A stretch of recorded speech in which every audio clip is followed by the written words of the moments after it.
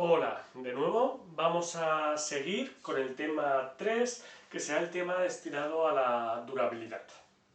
Entonces, este tema tendrá cuatro apartados y de hecho lo dividiré en dos vídeos. En este primero hablaremos de la vida útil y de los procesos de degradación. Los procesos de degradación serán generales, no dependen de una normativa u otra, son los procesos que degradan las estructuras. Y bueno, esto no será un curso de patología estructural, sino que vamos a ver un poquito los procesos de degradación para poder entender la estrategia de durabilidad de la normativa. En este caso ya la que plantea el código estructural. Entonces sí que el apartado el 1, el 3 y el 4 pues va a depender mucho del código estructural. Voy a ver aquí para este vídeo lo he traído. Entonces podéis ver estos tres volúmenes que podéis ver aquí son los que se necesitan para el proyecto o construcción de estructuras de hormigón. En este caso, pues en la parte de durabilidad vamos a utilizar el título 1 y el título 2 del código estructural, sería el volumen 1, y después también podríamos necesitar el anejo 19, que es la traducción, vamos a decir, y adaptación de Eurocódigo 2. Bueno, vamos a las diapositivas y empezamos por el apartado 3.1.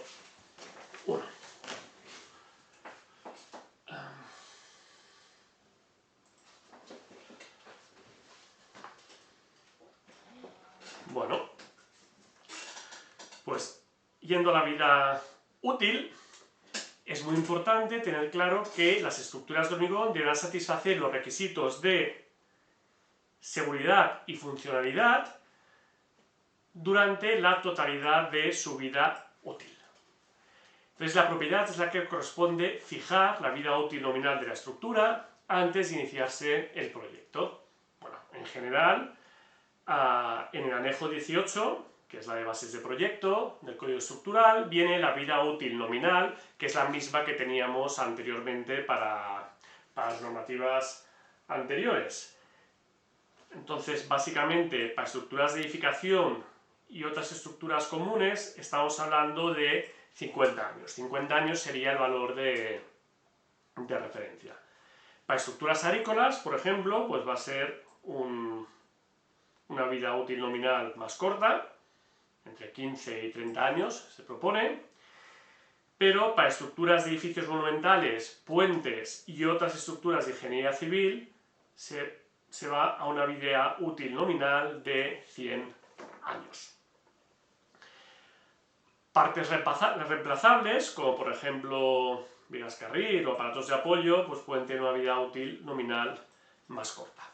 Lo que es importante destacar es que durante esta vida útil se debe mantener el cumplimiento de las exigencias desde la finalización de la ejecución, pero es importante que durante este periodo se requerirá una conservación normal, que no implique intervenciones extraordinarias no previstas en el plan de mantenimiento.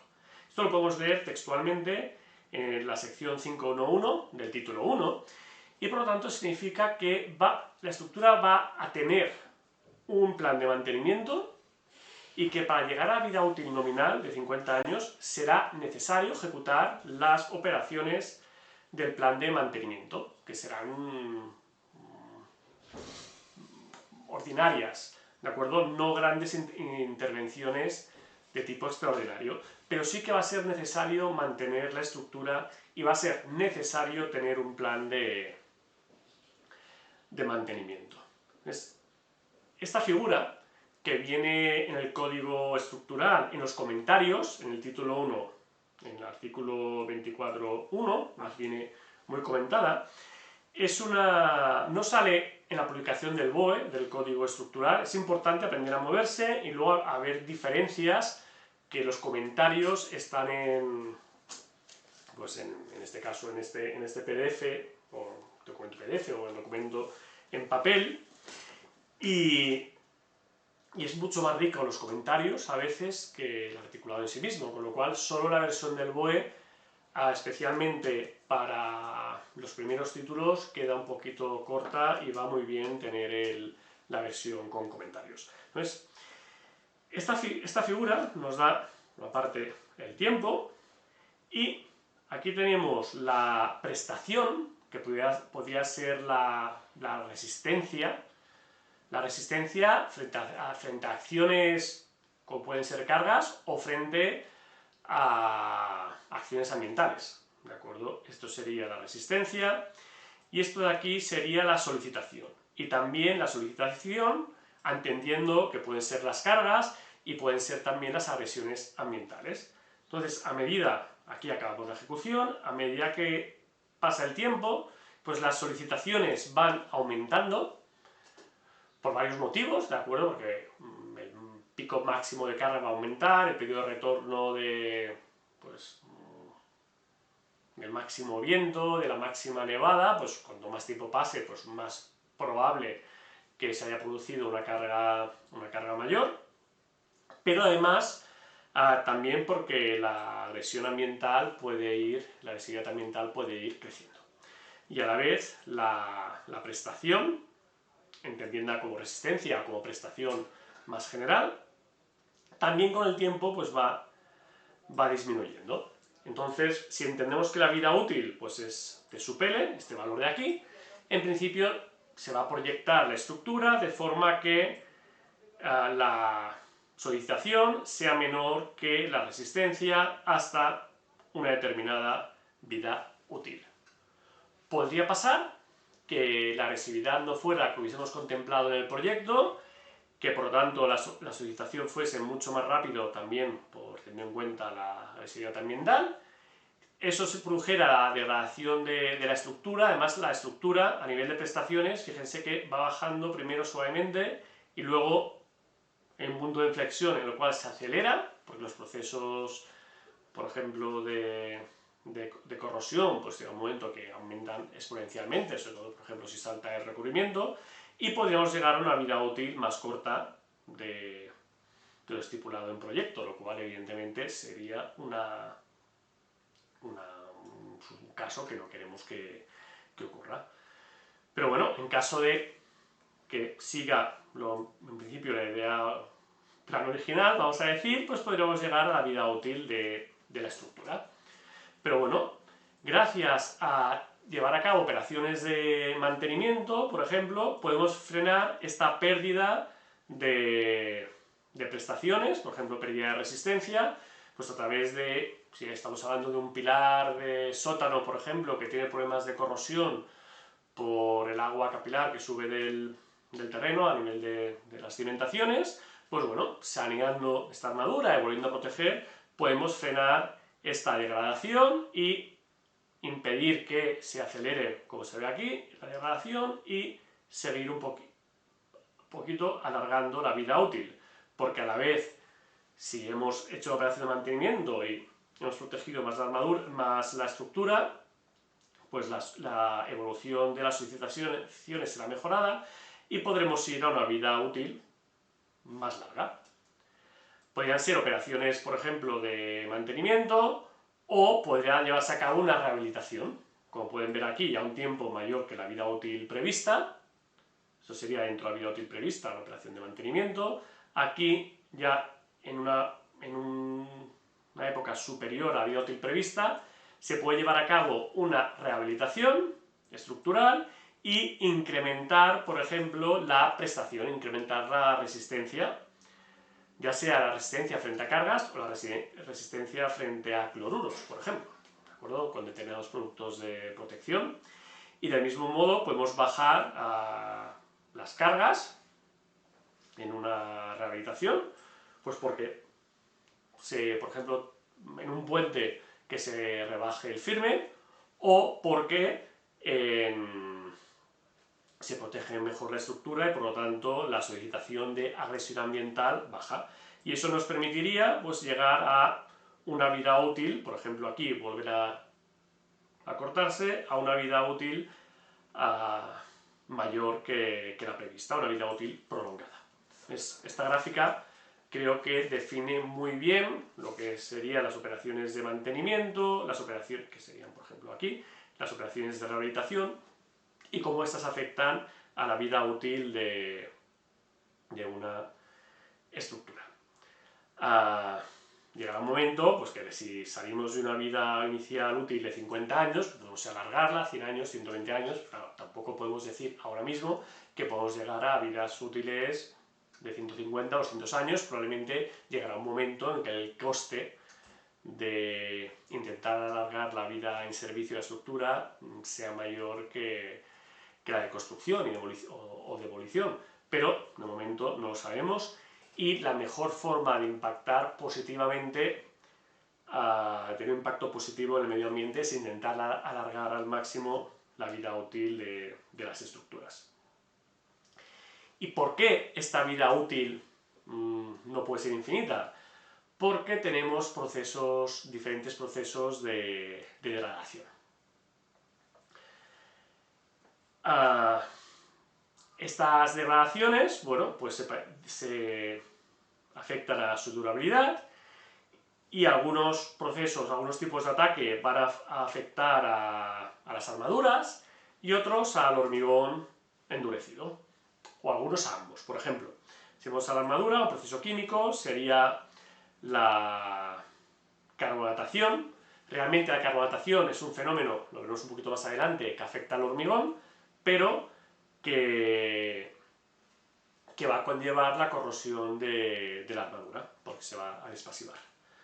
O también la difusión de cloruros, pues es una difusión que tiene lugar dentro del hormigón, pero que va a suponer un ataque químico, una corrosión o electroquímico a la armadura.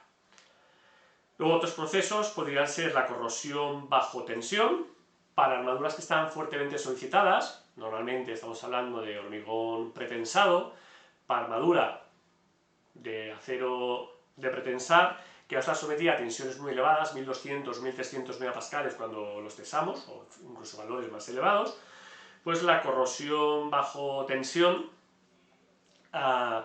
produce una corrosión que avisa menos y mucho más peligrosa, y habrá que tenerlo en cuenta, o también fenómenos como la fragilización por hidrógeno que se escapan del contenido de este curso. Respecto al hormigón endurecido, bueno, pues tendremos procesos biológicos, químicos y físicos. Biológicos, por ejemplo, las formaciones vegetales y bacteriológicas, bueno, que habrá que eliminar en el mantenimiento ordinario de nuestra estructura. Luego habrá ataques químicos, como ejemplo ataques por ácidos, ataques por sulfatos, o la reactividad de los áridos, la reactividad alcalina. Aquí en Mallorca no tenemos áridos susceptibles de este ataque, pero sí que vamos a tener problemas, evidentemente, podemos tener problemas por ataque por ácido y los sulfatos, y también le vamos a dedicar unas diapositivas más adelante. Y también hormigón endurecido, procesos físicos, bueno, pues evidentemente fisuración por deformaciones, que sean las propias deformaciones a las que se ve sometida la estructura por las cargas a las que debe resistir.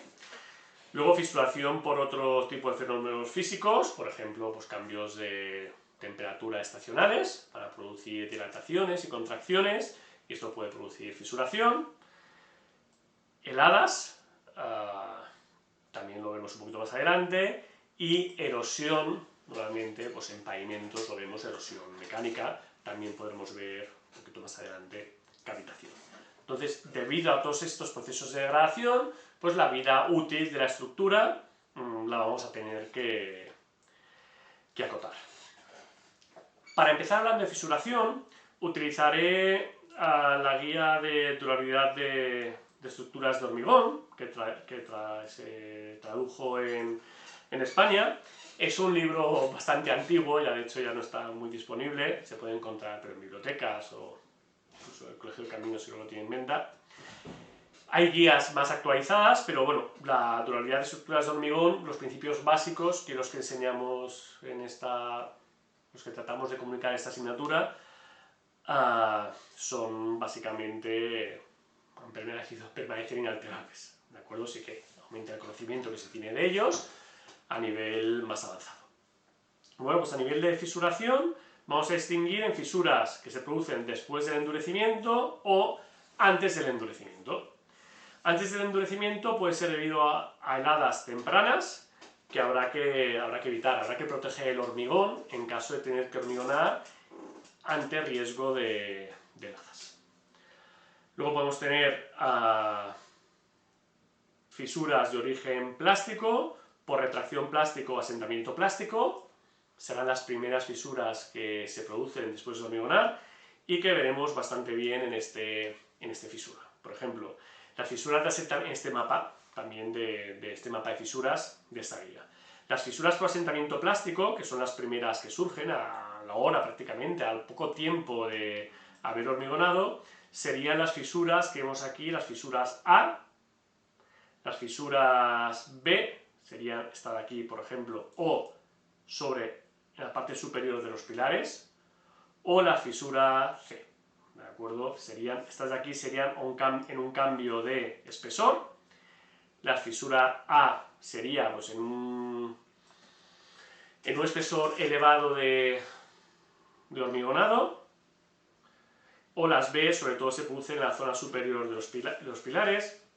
Y estas fisuras con asentamiento plástico se deben a una exudación excesiva del hormigón y habrá que evitarlas, ¿de acuerdo? Vamos a ver en la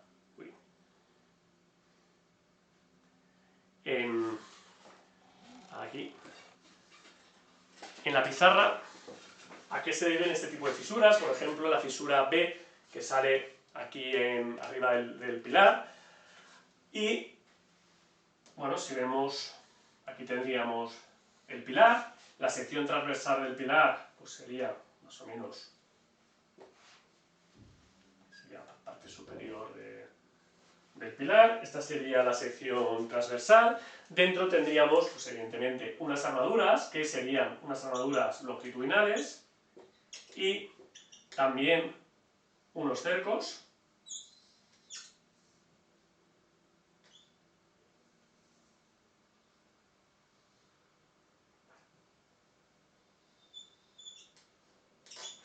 ¿De acuerdo?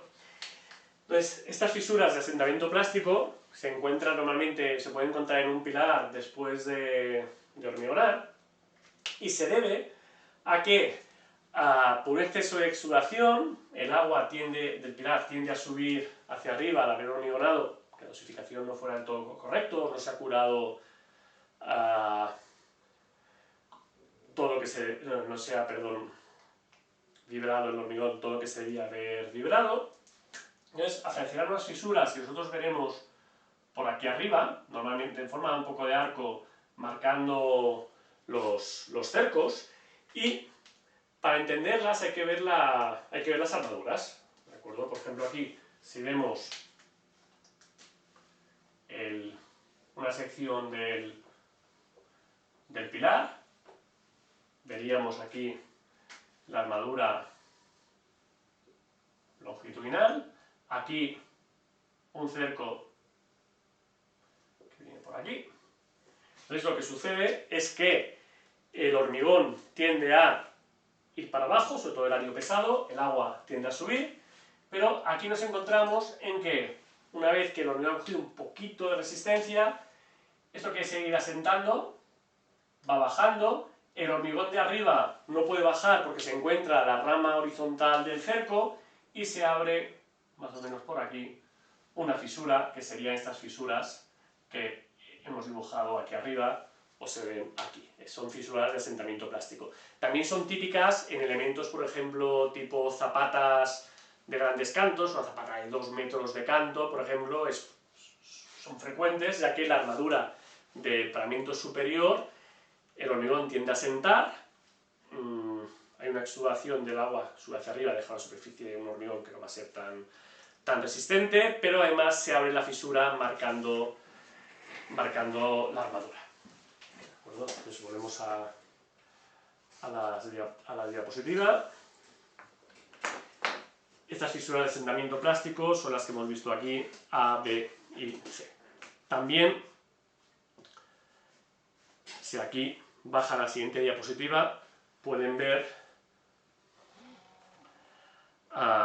que de esta misma guía, que aquí sale bastante bien explicado, las fisuras de asentamiento plástico, las fisuras tipo ABC, y que se ven normalmente en exceso de exudación, en la parte superior de pilares, en secciones de grandes cantos o en losas aligeradas cuando cambia el espesor de la losa, y habría que reducir la exudación, se podría haber utilizado aire ocluido o haber vibrado mejor, haber revibrado antes de finalizar. Aparecen, fíjense, a partir de los 10 minutos o a 3 horas desde que hemos hormigonado, es decir, son fisuras que aparecen muy rápidas. Luego también teníamos fisuras antes del endurecimiento, justo que se producen a la vez del endurecimiento, podrían ser las de retracción plástica.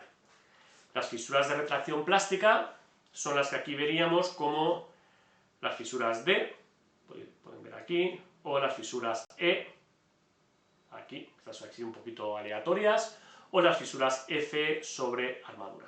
Todas estas son fisuras de retracción plástica, se producen un poquito más o menos a la vez, un poquito más tarde que las de asentamiento plástico, y estas son debidas a la retracción autógena, a que se está combinando químicamente el agua con el cemento, ¿de acuerdo?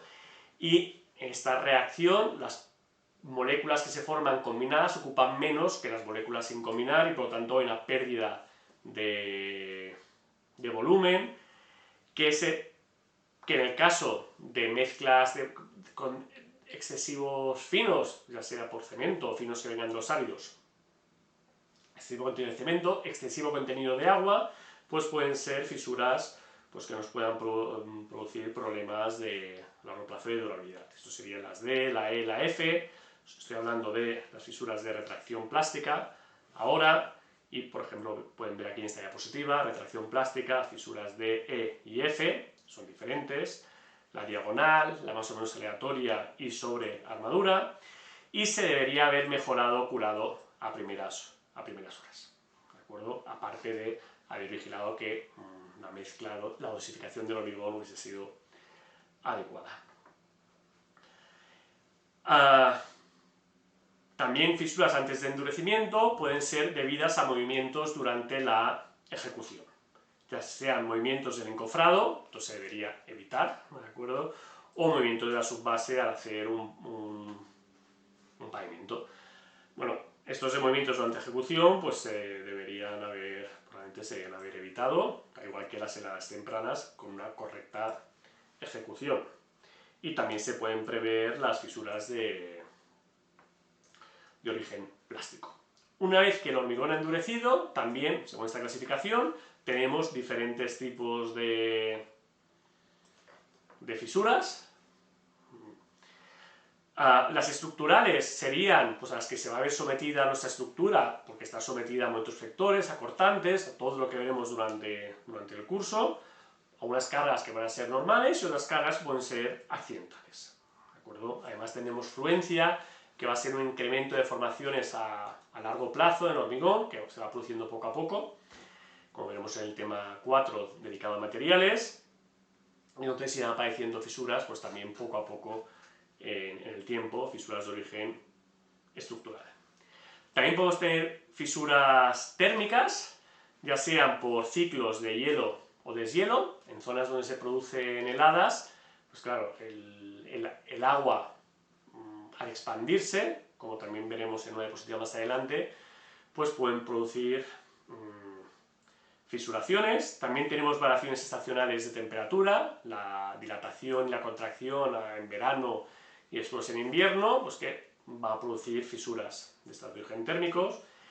Y luego tenemos otras que son las contracciones térmicas tempranas, que se producen en elementos muy masivos de hormigón. Por ejemplo, aquí serían las fisuras G y H, serían las fisuras por contracción térmica inicial en este mapa. Son para elementos muy gruesos, no son elementos de hormigón, no son elementos que generalmente encontremos en edificación convencional, pero bueno, puede pasar. Pues serían fisuras muy peligrosas, por ejemplo, en presas. Por tanto, para la ejecución de presas de hormigón, pues hay toda una tecnología detrás asociada para evitar este fenómeno, que se da por el hecho de que la reacción de fraguado es exotérmica, libera energía, por lo tanto calienta toda la masa del hormigón, y cuando todavía el hormigón está fraguando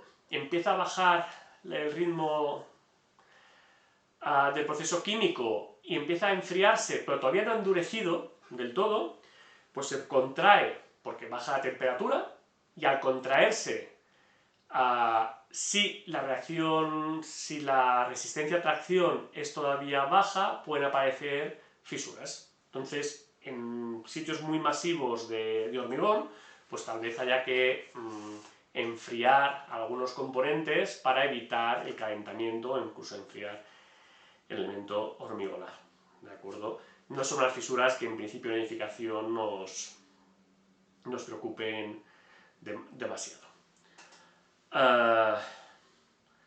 Después también tenemos, bueno, otros tipos de fisuras. Por ejemplo, vamos ahora a la física. Podemos tener áridos con retracción, no es un problema, a menos que nos vamos a encontrar en Mallorca. Sí que vamos a encontrar retracción de secado en cualquier estructura de hormigón y fisuras de afogarado. Las fisuras de retracción por secado pues podrían ser las fisuras, por ejemplo, la tipo I. Esta sería una fisura de retracción por secado. No sé si tenemos alguna otra fisura en este mapa. A ver, la fisura... No, sería esta de aquí, por ejemplo, que se produce pues porque a largo plazo el hormigón sigue perdiendo agua y por lo tanto, cuando va endureciendo, ya fíjense que estas, según este croquis que utilizamos aquí, pues ya se producen pues ya después de varios meses de hormigonar. Es un poco la continuación de las fisuras de retracción plástica, pero en este caso a mayor largo plazo. Entonces, estas fisuras las deberíamos haber evitado, pues probablemente aquí en este pavimento, a través de unas juntas que hubiesen sido ejecutadas de forma correcta. Mira, estas fisuras de aquí en este muro, por ejemplo, la I, esos también son fisuras, en este caso verticales, en este muro, son fisuras de retracción de secado. También dependerán de que el curado inicial haya sido correcto, de la estructura de hormigón, es decir, hayamos aportado agua, sobre todo en el proceso inicial, una vez que ha empezado la reacción de endurecimiento. Y después, si hubiéramos tenido un hormigón pues, con un exceso de cemento o un exceso de finos, pues será más favorable a tener estas fisuras de retracción de secado, que lo habitual vamos a disimularlas utilizando juntas en los pavimentos o juntas verticales en los muros. Y las fisuras de afogarado, que salía aquí también en el plano anterior, las fisuras de afogarado pues serían, por ejemplo, estas de aquí, probablemente en la parte superior aquí de este forjado, por un exceso de fratasado, o aquí son fisuras que salen contra el encofrado. Estas serían la K y la J, fisuras de afogarado, y probablemente se deben a un pobre curado, a mezclas muy ricas en fino, se haya mejorado el curado y el acabado. Son fisuras, en cualquier caso, estéticas, que dañan la superficie del hormigón y la durabilidad de la superficie del hormigón, pero no son unas fisuras con unas grandes implicaciones a nivel estructural. De hecho, la mayoría de fisuras que estamos hablando son fisuras que, bueno, protegiendo posteriormente a la armadura, que podría haber quedado desprotegida, porque podrían ser las fisuras una vía de entrada de agentes que produzcan otro tipo de daños, pues no deberían tener una mayor implicación, muchas de ellas estructural. También hemos hablado de las fisuras por la carga, por ejemplo estas de aquí son unas fisuras por este voladizo. Si lo cargamos y el voladizo baja, pues va a tender a salir fisuras como este tipo estas tres que salen aquí, o aquí salen unas fisuras de cortante, bueno, que deberíamos probablemente evitar, como veremos en el tema de estado límite último de cortante. Bueno, luego también aquí pues nos hablan de la corrosión del acero. El acero como tal, la corrosión del acero no produce fisuras, excepto por el hecho de que la corrosión del acero hace que el acero se convierta en óxidos e hidróxidos de hierro, que ocupan un mayor espacio que el volumen inicial del acero, producen tensiones internas que van a producir la aparición de fisuras en el hormigón, y por lo tanto las fisuras, seguimos viendo después, las reacciones árido-álcalis, y por la carbonatación del cemento también producirán la corrosión. Todos estos son conceptos que estamos introduciendo y que ahora iremos trabajando los más importantes. Aquí la reacción de los áridos, de árido-álcalis, serían estas de aquí. Bueno, estas probablemente las que hay aquí dibujadas, bueno, aparte de las de corte, a nivel de material son las peores que nos podemos encontrar, porque tenemos un problema grave cuando tenemos áridos que reaccionan con los álcalis del cemento.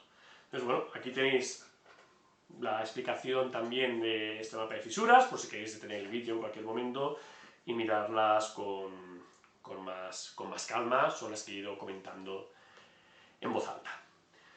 Luego, claro, una cosa es ver la fisura en un mapa de fisuras y otra cosa distinta luego es cuando estás ahí en la obra o en la infraestructura, pues ir reconociendo las diferentes fisuras. Algunas son fáciles, aquí podemos ver fisuras pues, de flexión en un nervio de vigueta pretensada, más el hormigón in situ de la capa de compresión, más el hormigón de rellena del seno. Pues aquí podéis ver fisuras de flexión, por ejemplo, o una fisura de cortante.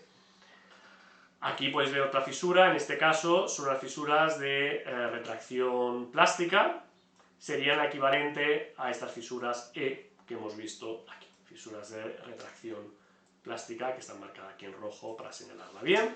Luego aquí podéis ver, esta fotografía se tiene que explicar, esto es un aparcamiento, estamos en la rampa del aparcamiento, entonces aquí fíjense, aquí se ve un vehículo, el neumático de un vehículo, esto es el pilar que baja, el pilar que sube, está pintado diferente, ¿de acuerdo? Pues es de color diferente, y aquí vemos unas fisuras, en este caso, que serían el zuncho de borde de este forjado, que bueno, que si pudiésemos mirar por debajo veríamos que tienen cierta continuidad y serían fisuras de torsión que también veremos más adelante en este curso. También fisuras de punzonamiento, también hablaremos. Estas de aquí serían fisuras por corrosión. Fíjense, este pilar está en el terreno, es por humedad, por capilaridad, es frecuente que aparezcan fisuras de este tipo. Por ejemplo, en este mapa, aquí estas fisuras L y estas fisuras de aquí serían fisuras por corrosión, ¿de acuerdo? Que aparecerán ya a una vida mayor de la estructura. Luego aquí esta sería de una fisura de retracción de secado. Aquí se ve la junta, que no debe estar muy bien ejecutada, o este hormigón era muy rígido, o también se pudo hormigonar con mucho calor. Bueno, hay diferentes motivos que pueden haber favorecido la creación. Si no hay juntas, va a fisurar seguro, ¿de acuerdo? Lo importante es que fisure por debajo de la junta. Estas fisuras que se ven aquí son reales de asentamiento plástico en la zona superior de un pilar. Son las fisuras que hemos visto aquí tipo B, ¿de acuerdo? Podéis ver estas fisuras de aquí. Antes, por cierto, las de corrosión que os he enseñado, veo que estaba tapando mi imagen, pero podéis ver aquí las de corrosión que os he hablado, serían estas fisuras que se ven aquí.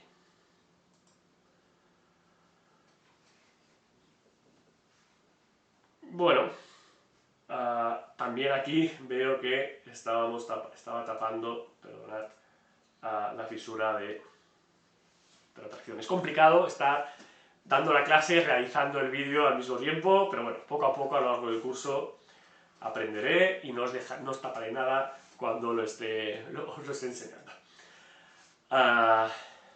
Bueno, seguimos con los procesos de degradación y ahora ya uno a uno, con un poquito más de detalle, los más importantes o que más vamos a ver que puedan afectar a nuestras estructuras al día a día. Hemos hablado del hielo y los agentes de deshielo. Bueno, el hielo lo que produce es que al pasar el agua de estado líquido a sólido sufre un incremento de volumen del 9%. A todos nos ha pasado dejar una botella en el congelador y que se nos rompa. Pues lo mismo pasa en el hormigón. El agua humedece, entra a través de los poros, cuando se congela aumenta de volumen y por tanto va rompiendo, va dañando poco a poco el hormigón. La temperatura de congelación desciende con el radio de los poros, entonces si podemos tener un hormigón con poros muy pequeños, y para eso utilizaremos aditivos, pues podremos mejorar el punto de la temperatura de congelación y además daremos espacio para esta expansión también, en función del producto. La erosión también es un proceso físico de deterioro importante. Y bueno, la erosión mecánica por abrasión, cuando tenemos tráfico, ya sea peatonal o acciones de las llantas o de los neumáticos, de hecho, en el pavimento o impactos, pues también habrá que tenerlo en cuenta en el dimensionamiento, sobre todo de pavimentos, o podemos tener problemas de cavitación que producen erosión, más sobre todo en máquinas o en pilas de torrentes muy caudalosos, podríamos tener, o ríos caudalosos, podríamos tener problemas también de erosión. Además, en el hielo, bueno, los agentes de deshielo también hay que tenerlos en cuenta, porque vamos a poner sales fundentes, muchas veces si puede haber tráfico, ya sea de personas o de vehículos, y esas sales fundentes son sales que pueden afectar a nuestras armaduras y es una inducción de cloruros, es una adición de cloruros a la estructura que podrá acelerar el proceso de degradación. Entonces es una combinación bastante mala para la estructura. A nivel de procesos químicos de deterioro, voy a hablar de ataques por ácidos y ataques por sulfatos. Es muy importante tener en cuenta que para que las reacciones químicas tengan una cierta repercusión práctica, hace falta siempre la presencia de agua. Entonces, el agua, a nivel de procesos de degradación, hay que evitarla. Ya lo hemos visto anteriormente en las heladas, ¿no? Hace falta el agua para que dañe nuestra estructura. Y aquí para ácidos o para sulfatos también necesitamos un agua que es la que nos va a aportar normalmente la sustancia reactiva. Y el ataque por ácido consiste en que los compuestos ácidos atacan los compuestos cálcicos de la pasta de cemento endurecido y forman unas sales disueltas, unas sales cálcicas que son solubles. Entonces, además, si pasa agua y las sales son solubles, pues se va poquillo, vamos a decir, se va removiendo, van saliendo a la pasta del cemento poco a poco, ¿de acuerdo? Porque es un producto que pasa a ser soluble. Nosotros aquí podemos tener ácidos básicamente en edificación, ordinaria edificación residencial, a partir del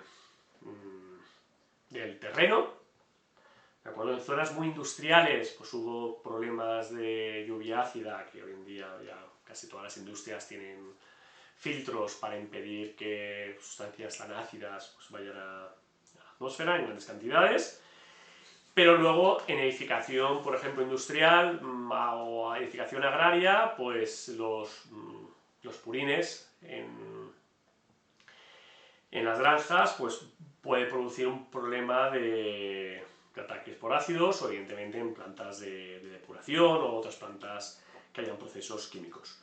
A veces este ataque por ácidos lo utilizamos en la construcción, por ejemplo, en este pavimento que normalmente se llama comercialmente hormigón desactivado, se puede llamar, pues lo que se utiliza es que se pone, después de hormigonar, un producto ácido precisamente para evitar que endurezca en este caso la pasta de cemento en contacto con el exterior y luego pues limpiando pues, con una Karcher o similar, pues salta, se lleva toda la pasta de cemento y quedan los áridos vistos. Esto sería un uso decorativo, pero a nosotros lo que nos preocupa es que podría atacar a nuestra estructura.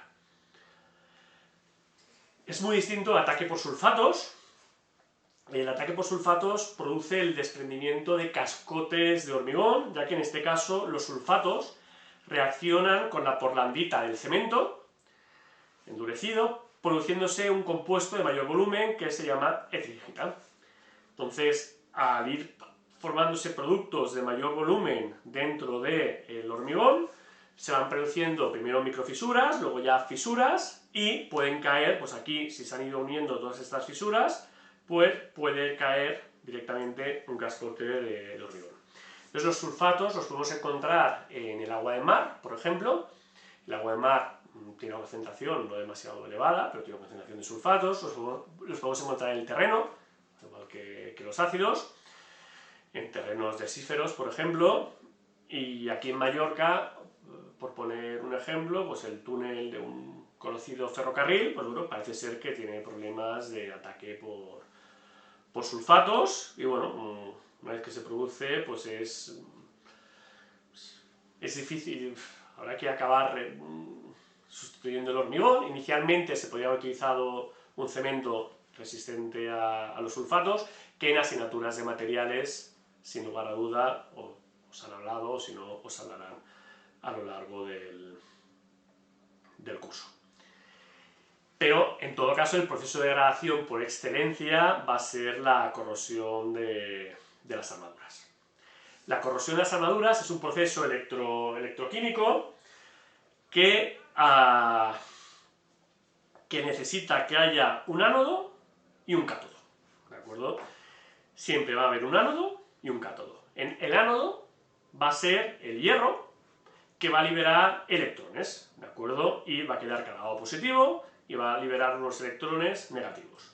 Entonces va a haber un cátodo que requiere, en el caso de las estructuras de hormigón, la presencia simultánea de oxígeno y humedad. Entonces, si tenemos oxígeno y humedad, el cátodo va a ser el oxígeno y el agua de la humedad. La humedad puede ser agua, puede ser humedad ambiental, y va a recoger estos electrones y de forma que va a combinar con los electrones, y el oxígeno y el agua pues dará lugar a OH negativos, que se va a combinar con el hierro que ha quedado cargado positivamente, y vamos a tener productos de corrosión, diferentes hidróxidos de hierro, diferentes óxidos de hierro. Entonces, el problema de estos productos de corrosión es que ocupan más que el acero, que el hierro original, por lo tanto inflan la armadura. Esto produce tensiones radiales en la armadura, y en esta bonita fotografía que recogí de LinkedIn del Instituto Eduardo Torroja, pues se pueden ver que aparecerán estas fisuras. Entonces, estas fisuras serán las causantes de una aceleración drástica de la corrosión, ¿de acuerdo? Por lo tanto, habrá que evitar llegar aquí, y habrá que hacer operaciones de mantenimiento en el caso de que pase, porque una vez que tengamos la fisura, ya la corrosión se va a acelerar muchísimo. Entonces, pero es muy importante recordar, es un proceso electroquímico, hay electrones que tienen que ir de un ánodo al cátodo, y que el cátodo es la presencia simultánea de oxígeno y humedad. A veces en las noticias sale que han encontrado un barco de la Segunda Guerra Mundial a 10.000 metros de profundidad en el mar, y está en buen estado porque le falta oxígeno. Tiene agua, pero le falta oxígeno, con lo cual se conserva. Y luego una estructura que está en un ambiente muy seco, pues y no tiene una humedad ambiental elevada, pues vamos a tener oxígeno, pero no tendremos problema grave de corrosión por la falta de humedad. En Mallorca las humedades, las Baleares en general, la humedad es bastante elevada ambiental, con lo cual el problema de corrosión pues es un problema bastante acelerado, además de que, bueno, el agua de mar también nos va a influir. Bueno, entonces la durabilidad de las estructuras de hormigón armado es el resultado de la acción protectora de doble naturaleza que el hormigón ejerce sobre el acero. Por una parte, el recubrimiento de hormigón supone una barrera física. Vamos a tener un recubrimiento de hormigón de 2,5 de 3 centímetros. Eso es una barrera física importante que va a impedir que el agua y la humedad lleguen a nuestra armadura. Pero además, la elevada alcalinidad, el elevado pH del hormigón, un pH en entorno de 12,6, porque el cemento tiene un pH muy elevado, desarrolla sobre el acero una capa pasivante que protege el acero. Entonces, el hormigón, mientras que sea alcalino, tenga un pH elevado, va a proteger nuestra armadura. Pero esta capa pasivante se puede destruir, lo que va a suponer el inicio de los procesos de corrosión del acero a las armaduras. Destrucción que esencialmente se va a deber a dos causas. Uno, la presencia de iones cloruro, en cantidad suficiente, que entren y traspasen la barrera protectora del recubrimiento de hormigón y va a producir una corrosión localizada, picadas, vamos a decir, y una disminución de la alcalinidad del hormigón. Con este pH elevado no se puede conservar durante toda la vida del hormigón, ya que se va a producir la carbonatación y eso conllevará a una corrosión generalizada. Esta corrosión generalizada, podéis ver aquí, sería fruto de la carbonatación, es una corrosión que afecta más o menos por igual a toda la barra, comparada con los cloruros, que los iones cloruros pues atraviesan poco a poco el hormigón y llegan a las barras y producen picaduras. Bueno, esto será fruto de la presencia de cloruros, ya sea de origen marino o de origen no marino. Podría ser las sales fundentes que hemos hablado antes de las heladas, o podría ser un proceso industrial o una piscina climatizada, por ejemplo. Bueno, entonces la corrosión generalizada se debe sobre todo a la carbonatación, y es que los compuestos básicos del hormigón van a reaccionar con componentes ácidos de la atmósfera, sobre todo el CO2, y por eso se llama carbonatación. ¿De acuerdo? Es la reacción del CO2. Esto por un efecto también es bueno, va captando, el hormigón se convierte en un sumidero de CO2, no llega a ser neutro, lo que hemos emitido en la fabricación del cemento es más elevado, mucho más elevado que lo que vamos a captar, pero bueno, poco a poco va a ir captando. Entonces, unas características de la carbonatación es la existencia de un frente de avance del proceso. Entonces aquí, por una solución de fenolftaleína, se ha mojado con fenolftaleína y reacciona cuando el pH es elevado, y se ve aquí que la armadura estaría protegida, pero en la zona exterior ya no ha producido la reacción química. Eso significa que ya hemos perdido el carácter básico del hormigón que protegía a la armadura. Entonces la corrosión pues va a ser, si hay agua o humedad y oxígeno, pues va a ser inevitable.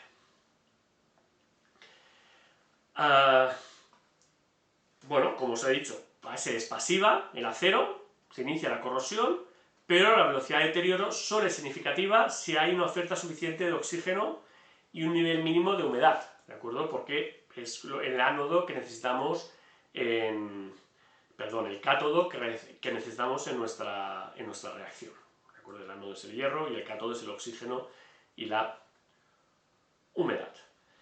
Bueno, además, esta carbonatación, por ejemplo, que se va a dar poco a poco en el tiempo, pues va a ir más rápido o más poco a poco en función de las características del hormigón. Por ejemplo, a mayor resistencia a compresión del hormigón, si es un ensayo acelerado, pues a mayor resistencia, fijáis aquí, para 12 semanas en este ensayo, para un hormigón de 42 megapascales, pues se ha carbonatado menos de 1 centímetro, mientras que para un hormigón de 25 megapascales a las 12 semanas, pues en este ensayo acelerado se haya llegado a más de 2 centímetros.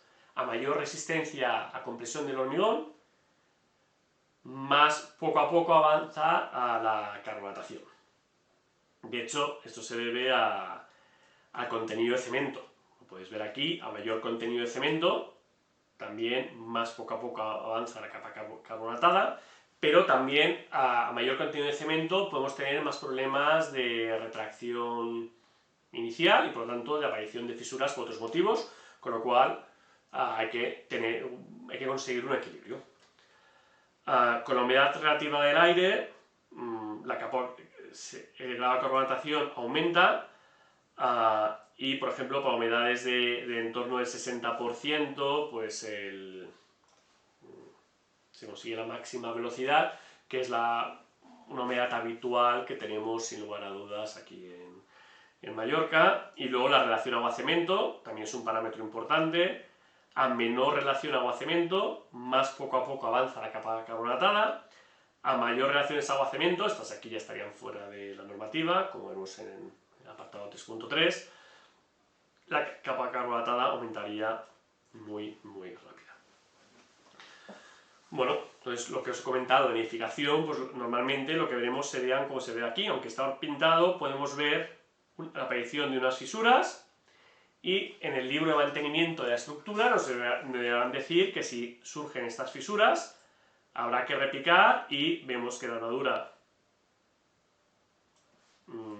se ha iniciado el proceso de corrosión, aquí generalizada, y habrá que, si se ha perdido sección, pues bueno, habrá que reforzar. Si no se ha perdido todavía sección de forma relevante, pues habrá que limpiar, sanear, proteger la herradura y reconstruir la sección de hormigón con un mortero de reparación.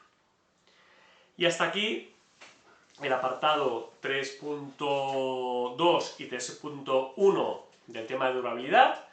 Este 3.2 de procesos de degradación no dependía realmente de la normativa utilizada, pero ahora ya sí que en el apartado 3.3, que vamos a ir al siguiente vídeo, va a depender totalmente, va a ser la estrategia de durabilidad del código estructural.